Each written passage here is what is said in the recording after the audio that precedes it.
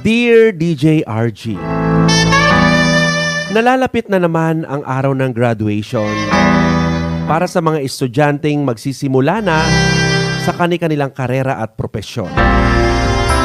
Hindi ko makakalimutan ang okasyong ito dahil sa masalimuot na karanasang nagturo sa akin na hindi lahat ng kabutihan at sakripisyo ay nasusuklian ng magagandang bagay sa huli. Hindi lahat ng pinili mo ay pipiliin ka.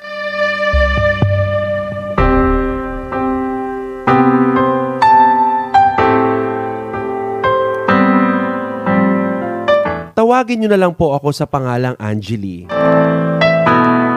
Ganap ng licensed professional teacher pagkatapos kong makapasa sa board exams last April 2022.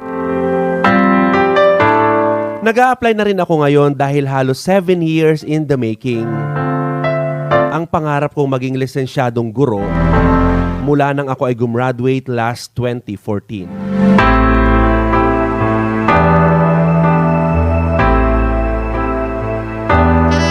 Ang dami kong pinagdaanan para makamit ang estado ng buhay ko ngayon, DJ. Iba yung hirap at sakripisyo ang ginawa ko bago ko muling naisaayos ang aking buhay. At ang lahat ng yon ay dahil minsan naging tanga at marupok ako pagdating sa pag-ibig.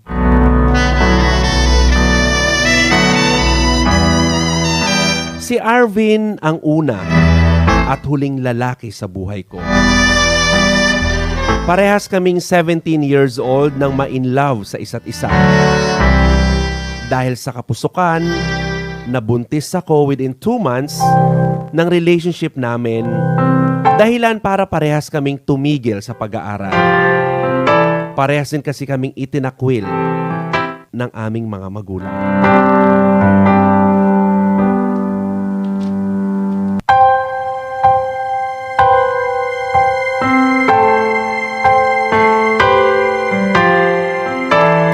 Para kaming nagbabahay-baayan nun.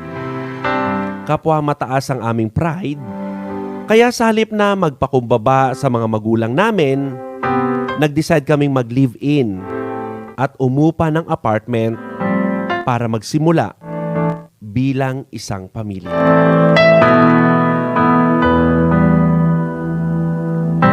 Ngunit 6 na buwan pa lang ang pinagbubuntis ko nang magkaroon ng komplikasyon ang pregnancy ko or ang aking pagbubuntis.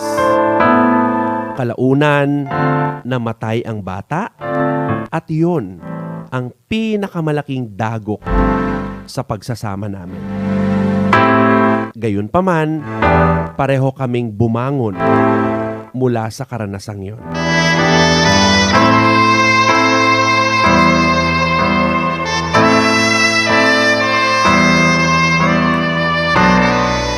Kahit nag-struggle kami, bumalik kami sa pag-aaral.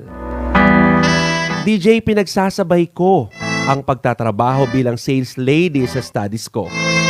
At sa awa ng Diyos, nakapagtapos ako sa kursong BS Elementary Education taong 2014. Si Arvin nawala na ng ganang magpatuloy dahil medyo nahihirapan sa kurso niyang Civil Engineering.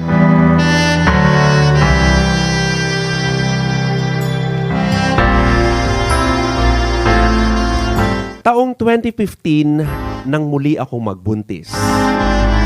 Teacher na ako noon sa isang private school at hinihintay ko na lang na makaipon ako for the review at let na natenga dahil sunod-sunod na dagok na dumating sa buhay namin.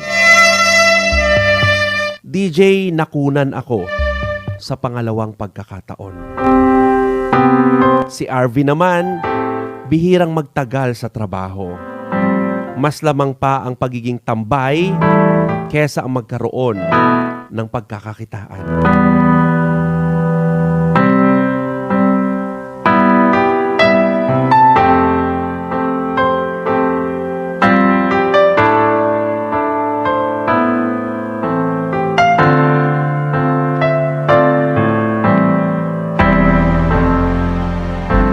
Year 2016.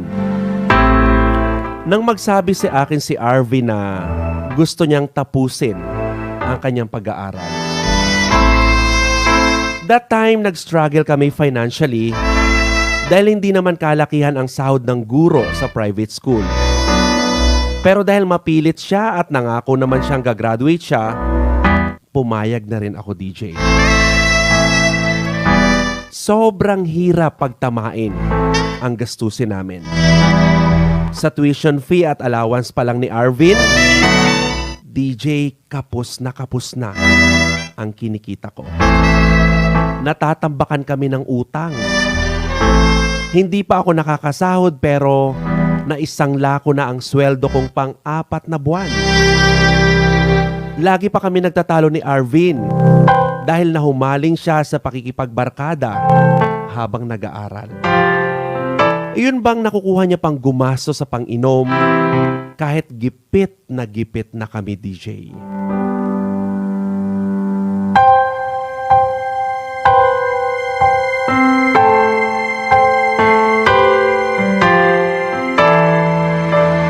Iginapang ko ang pag-aaral niya, DJ.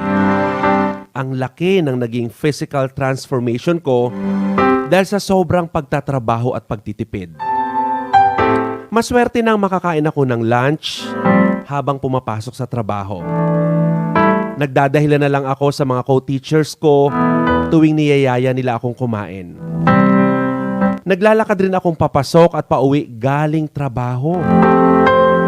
Ni ang hindi ako makabili nga ng mga bagong damit, kaya paulit-ulit na lang ang sinusuot ko sa pagtuturo ko, DJ.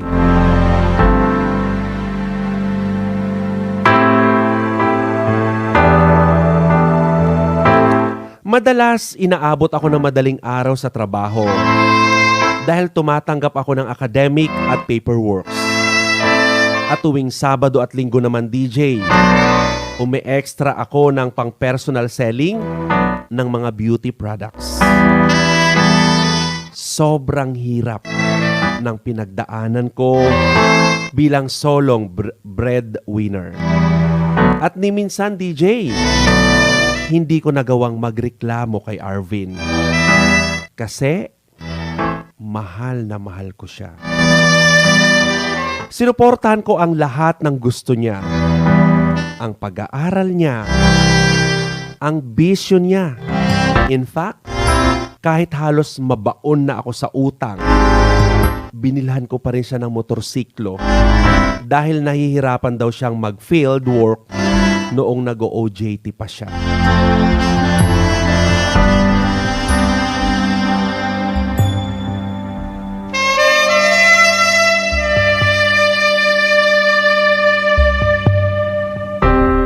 Year 2019, nang sa wakas, DJ, gumraduate si Arvin.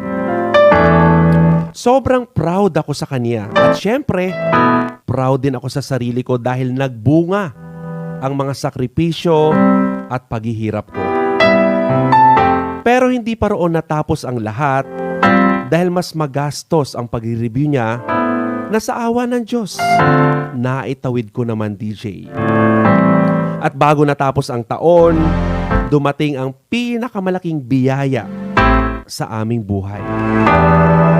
Naging ganap na lisensyadong civil engineer, si Arvin.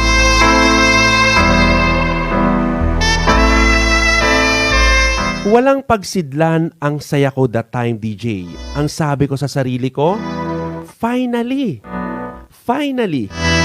magsisimula ng magbago ang buhay namin. Mas malawak na ang oportunidad na naghihintay kay Arvin. At hindi maglalaon, sigurado ako, DJ, magiging maginhawa na rin ang buhay namin. At kapag nangyari yon, magagawa ko na ring mag-review at makuha ang pinapangarap kong lisensya.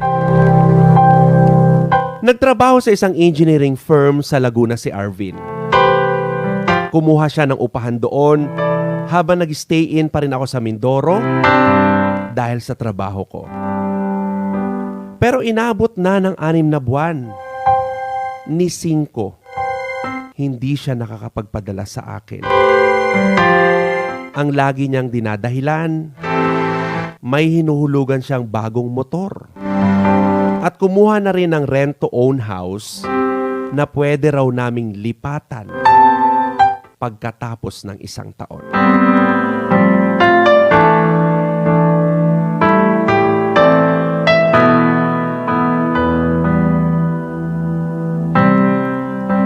Inunawa ko siya at sinuportahan, DJ. Ako pa rin ang nagbayad ng mga kompromisong naiwan niya dito. Tuwing umuwi siya once a month, ako rin ang gumagasto sa bahay, lalo na sa mga masasarap na pagkaing nire-request niya. Ang pakonsuelo naman, may napupuntahan ang sahod ni Arvin. Hindi naman kasi biro ang halaga ng motor at bahay raw na hinuhulugan niya.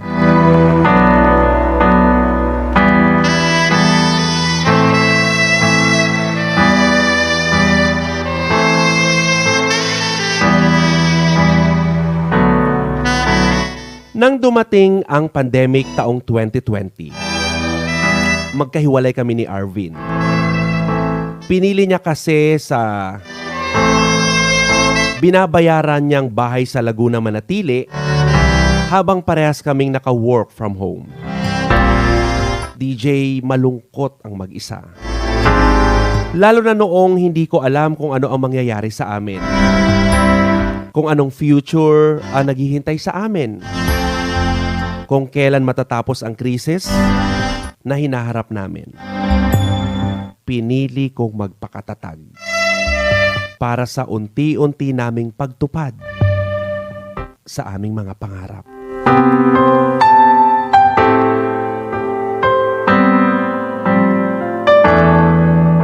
Nang sumunod na taon at medyo maluwag na ang mga protocols, bihira pa ring umuwi sa akin si Arvin, DJ. At kapag magkasama kami, hinihimig ko ang tungkol sa kasal.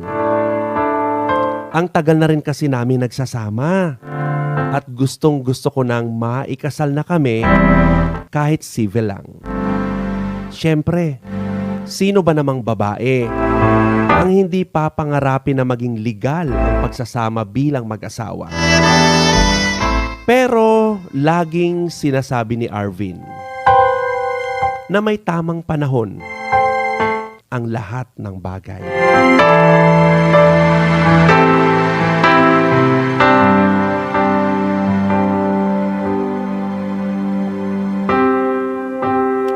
Pinanghawakan ko ang mga pangako niya sa akin. Ang sarili naming bahay. Ang negosyong ipupundar namin. Ang pangarap naming kasal. Ang pagsisimula namin bilang pamilya.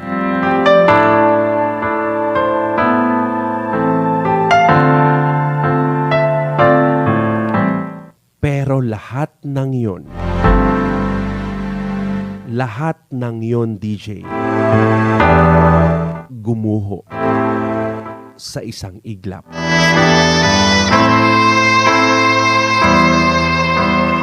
Nalaman kong may iba na palang kinakasama si Arvin sa bahay namin sa Laguna. Meron silang 2 months old na anak. Nang babae niya nang nalaman ko ang lahat ng pagpapaasa at panloloko niya sa akin.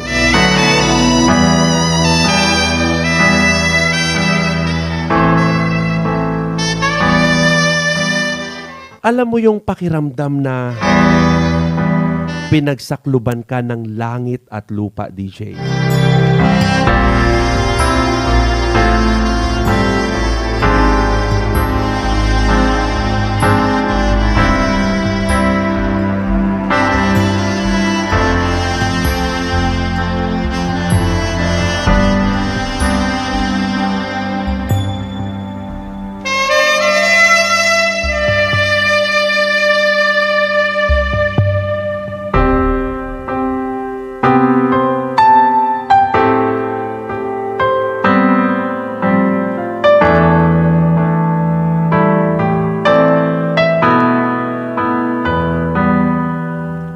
Parang tumiklop ang mundo at may nakadagan sa iyong napakabigat habang nagsisik in sa'yo ang realidad.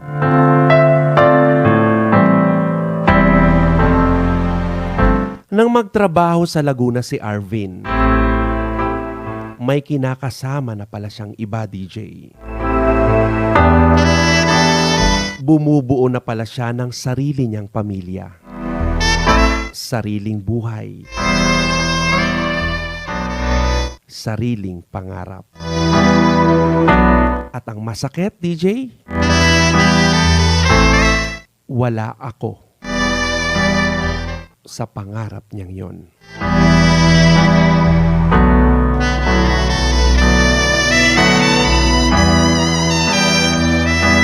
Hindi ako ang nakikita niyang babae para sa bagong buhay na sinisimulan niya, DJ. Sobrang sakit. Ang sakit-sakit, DJ.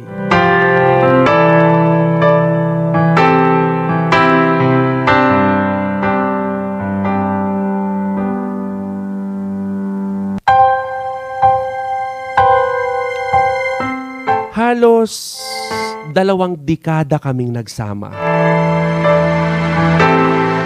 At sa loob ng mahabang taon na yon, sa kanya umikot ang mundo ko. Lahat ng ginagawa ko, DJ, para sa kaligayahan niya, para sa katuparan ng pangarap niya. Kasi DJ, mahal na mahal ko siya. Sobrang mahal ko si Arvin. Ang masakit, ang napakasakit, tinupad ko ang pangarap niya para sa kanya at para sa babaeng pinili niyang makasama. At hindi ako ang babaeng yon. Hindi ako na nagsilbi sa kanya ng buong buhay at kaluluwa.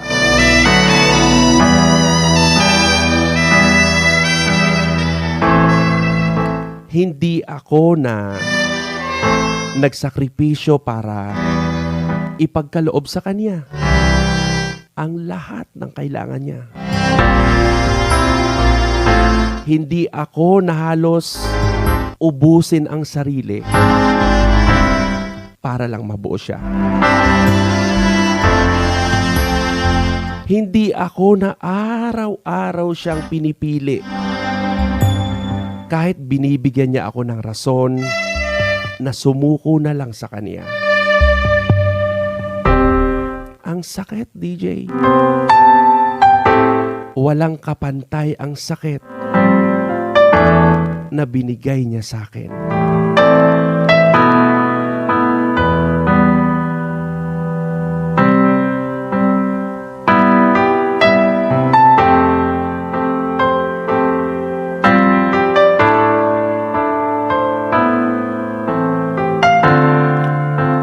Heto ako, DJ. Nagsisimula pa lang habang si Arvin tinatamasa na ang bunga ng paghihirap naming dalawa. Ang bunga ng paghihirap at sakripisyo ko noon. Mas lalo akong kinain ng awa sa sarili ng nabalitaan kong ikinasal na sila ng babae niya. Isang pamilya na sila ngayon. Isang buong pamilya sa napakagandang tahanan. Ang pamilya at tahanang pinangarap ko noon.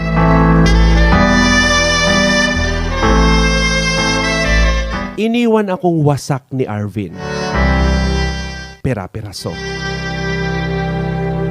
Hindi ko alam kung paano at saan magsisimula, DJ. At kung magagawa ko pang mabuong muli ang sarili ko. Kahit mahirap, pinilit kong ibangon ang sarili ko. At ngayong isa na akong ganap na lisensyadong guro, nagsisimula na rin akong umusad kahit paano. Pero mahirap ang tuluyang umusad dahil narito pa rin. Narito pa rin, DJ, ang puot sa puso ko. Araw-araw sinusubok ang katatagan ko. Habang tinatamasa ni Arvin ang maginhawang buhay na ako ang nagpunla. Kinakain ako ng galit, DJ, ng hinanakit. Ano ang gagawin ko, DJ RG? Ano ang gagawin ko para tuluyan ng ibaon sa limot ang lahat? Paano ko aalisin sa puso ko ang galit na kumakain sa akin? Paano ko patatawarin at kakalimutan ang lahat ng ginawa sa akin ng lalaking minahal, inalagaan, at pinangarap kong makasama hanggang huli? Hindi ko alam. Hindi ko alam, DJ. Hanggang dito na lang at sana ay kapulutan ng aral ng iba ang mga naging karanasan ko. Dahil sa ngayon, malayo pa, DJ, ang lalakbayin ko. At ang tanging dasal ko na lang na mahanap ko rin sana ang kaligayahang deserve ko kahit papaano. Eto ako, nagmahal, pero nasaktan. Sana matagpuan ko na rin siya. Ang lalaking hindi kagaya ni Arvin. Ang lalaking mamahalin ako. Pagmamahal na deserve ko. Pagmamahal na kailangan ko. DJ, maraming salamat. Ako po si Angeli.